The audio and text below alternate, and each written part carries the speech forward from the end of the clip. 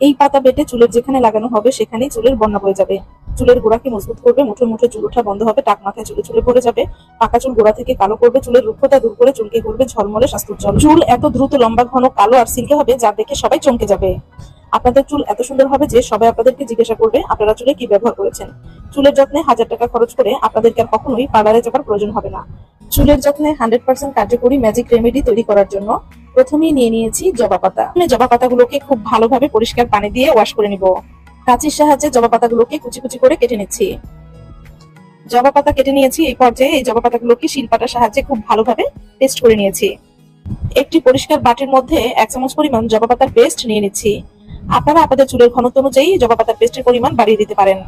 তো এখন দিয়ে দিব 1 চামচ পরিমাণ লেবুর রস, দিয়ে দিব 1 চামচ পরিমাণ নারিকেল তেল। নারিকেল তেল আমাদের চুলের গোড়াকে মজবুত করে, নতুন চুল গজাতে সহায়তা করে, চুলকে দ্রুত লম্বা করে, চুলকে সফট এবং সিল্কি করে। দিয়ে দিব 1 চামচ